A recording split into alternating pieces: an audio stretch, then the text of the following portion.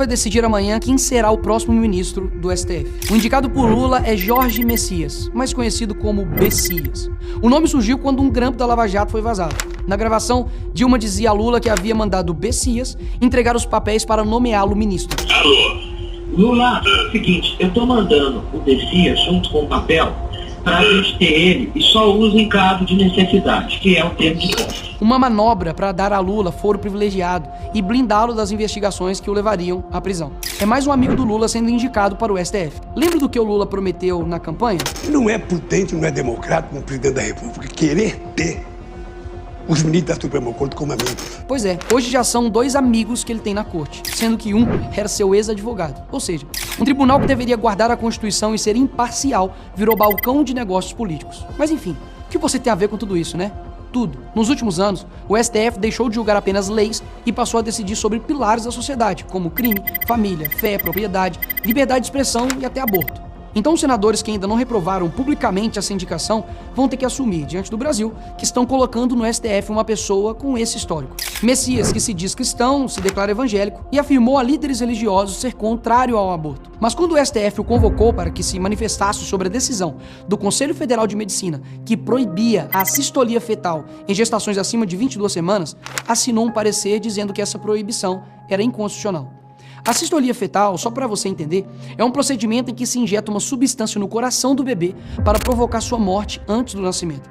Nesse estágio, o bebê já tem chances reais de sobreviver fora do útero. O conselho havia proibido o procedimento justamente porque o bebê poderia nascer com vida e ser encaminhado para a adoção. Esse método é proibido até em países que admitem a pena de morte. Mas como alguém que se diz ser contra o aborto pode assinar um parecer facilitando sua prática? Vão ter que assumir que estão apoiando uma pessoa que manteve em sigilo os próprios pagamentos. O governo Lula fez da transparência uma bandeira. Prometeu revogar os sigilos e enquanto esse discurso era repetido, a AGU, sob o comando de Messias, deixou de publicar por 8 meses quanto cada integrante da instituição recebia em honorários. Um dado que qualquer cidadão podia consultar todo mês no portal da transparência simplesmente desapareceu. Nesse período, os pagamentos somaram 2,5 bilhões. A justificativa? Incompatibilidade técnica entre sistemas. 8 meses de problema técnico. E os dados só voltaram a ser publicados depois que a imprensa questionou. Vão ter que assumir também que estão apoiando uma pessoa que deixou de investigar o sindicato do irmão de Lula em meio a uma fraude bilionária contra os aposentados. Aposentados que tiveram dinheiro descontado sem autorização. Bilhões de reais, tirados de quem trabalhou a vida inteira. Em setembro de 2024, um relatório interno chegou à cúpula da AGU, listando 9 organizações com suspeitas de descontos irregulares. Entre elas, o sindicato cujo vice-presidente é Frei Chico, o irmão do presidente Lula. Quando o Messias foi à justiça pedir o bloqueio de bens, deixou de fora 6 das 9 apontadas pelo próprio relatório. Adivinha quem ficou fora da lista? Exato, o sindicato do irmão do Lula. Vão ter que assumir que estão apoiando a pessoa que criou um órgão do governo para definir o que é verdade e mentira no Brasil. Isso mesmo. Messias criou a Procuradoria Nacional da Defesa da Democracia, o Ministério da Verdade. O problema é simples. Quem decide o que é desinformação é o próprio governo. Desde a sua criação, a Procuradoria não atuou em nenhuma denúncia contra membros do próprio governo, mas atuou em casos que atingiam diversos adversários, chegando a pedir direito de resposta contra jornalistas e parlamentares da oposição. Vão ter que assumir que estão apoiando uma pessoa que faz de tudo para que os brasileiros presos do dia 8 de janeiro continuem na cadeia.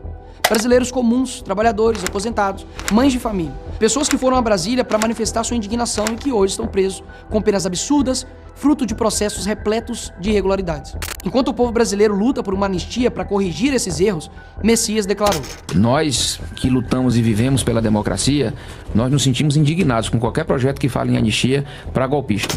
Indignados. Ele falou em indignação. A verdadeira indignação está em outro lugar.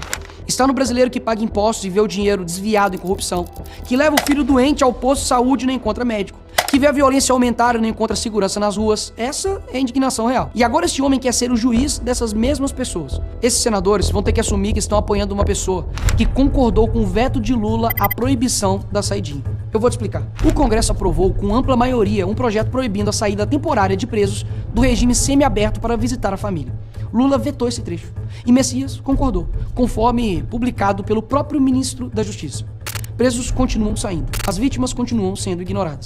E esse homem vai decidir sobre segurança pública no tribunal mais alto do Brasil por décadas. Vão ter que assumir que estão apoiando uma pessoa que é a favor de censurar a internet. Messias defendeu que as plataformas digitais deveriam ser obrigadas a remover conteúdos antes mesmo de decisão judicial. Na prática, uma rede social passaria a monitorar o que você publica e decidir se aquilo pode ou não ficar no ar, sob pena de ser processada pelo governo, sem juiz, sem processo, sem direito de defesa. O mesmo homem que quer dar ao governo o poder de silenciar o que circula na internet vai sentar no tribunal que decide se isso é constitucional ou não. Para você ter ideia, ele citou Lula 54 vezes em sua tese de doutorado. Será que ele vai ser imparcial? Será? Saiba que o senador que aprovar essa indicação estará dizendo sim para tudo isso. Para o aborto, para o sigilo dos próprios pagamentos, para a omissão nas fraudes do INSS, para o Ministério da Verdade, para a prisão injusta de centenas de brasileiros do 8 de janeiro, para a saidinha de presos e para a censura nas redes sociais. A votação, infelizmente, será secreta. Portanto, só tem um jeito de saber quem é quem. A declaração pública que não votará a favor do Messias. O povo brasileiro não esquecerá.